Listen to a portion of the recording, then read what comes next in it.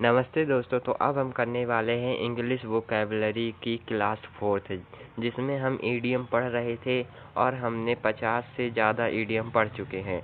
हम 100 ईडियम करेंगे, फिर उसके बाद नेक्स्ट टॉपिक 1 वर्ड सब्स्टिट्यूशन को भी करने वाले हैं।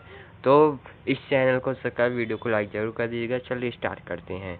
कल हमने 54 मतलब कि 54 ईडियम कर चुके थे। अब हम 55 से 55 ईडियम से स्टार्ट करने जा रहे हैं। तो देखिए, पहला 55वां है मतलब under the table. Under the table का अर्थ क्या होता है, तो सुनिए।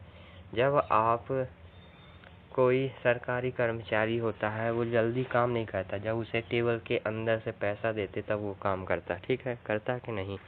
तो उसे हम क्या बोलेंगे? मनी पेड सीक्रेटली, मतलब कि हम उसे चुपके से पैसा दे रहे हैं टेबल के नीचे से। ठीक है। अचील्स हील्स अचील हील मतलब कि होता है किसी वस्तु का मेन पॉइंट है। क्या होता है मेन पॉइंट? तो क्या होता है? A weak point of somebody, मतलब कि किसी भी वस्तु या किसी चीज़ का मेन पॉइंट वीक पॉइंट होता है। ठीक है। To draw the line somewhere, मतलब कि जब आपने रामायण देखी होगी तो सीता जी लक्ष्मण जी ने लक्ष्मण रेखा खींची थी। ठीक है। मतलब कि उनके लिए वो स्थान उतना लिमिट हो गया था कि उसके बाहर वो नहीं जा सकती थी। तो क्या हो गया? ड्रॉ द लाइन समवेयर का अर्थ होता है to set the same limit, to set the limit मतलब कि उनकी लिमिट उतनी हो गई थी उस लाइन तक, उसके बाहर वो नहीं जा सकती। ठीक है। पुलअप मतलब होता है क्रिटिसाइज। ठीक है। पुलअप मतलब होता है criticise. To have green thumb, अगर आप लोगों का मतलब कि किसी का भी थंब जो है, हाथों का जो अंगूठा, वो ग्रीन यानी कि हरा है, तो मतलब आपने जरूर घास हाथ से मतलब कि दोस्ती की होगी, घास हाथ में गए होगी या घास हाथ छुआ होगा। तो अगर किसी का थंब हरा है तो वो क्या होगा? To have a natural interesting in gardening मतलब कि बाग से उसका संबंध होगा। ठीक है। अब आएगा 60वां, कॉस्ट पीस्ट बिफोर द साइन। तो इसका होगा a right think in wrong hood. अब चलते हैं नीचे, देखिए। अब आता है ए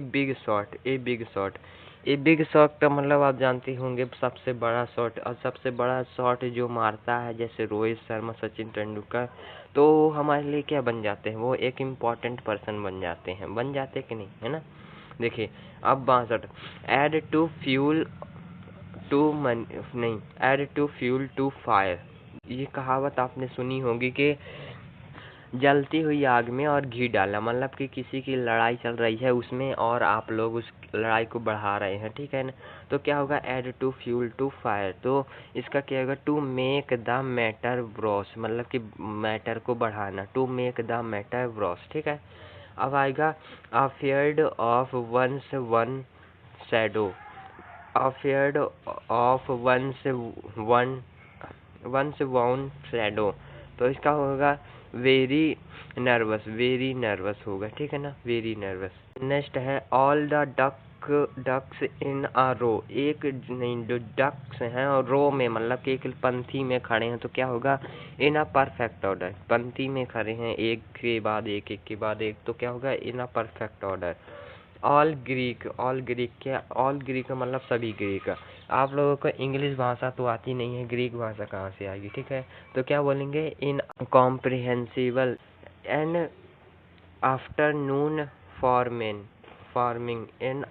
फार्मिंग। एक व्यक्ति जो है दोपहर को खेत में जाता है, बताओ, दोपहर को, मतलब कि वो एक लेजी मैन हुआ कि नहीं हुआ? मतलब कि वो सवेरे सोता है, सुबह सोता है, शाम को सोता है, फिर दोपहर को उठता है तो जाता है, तो क्या होता हुआ? एक लेजी पर्सन होता है।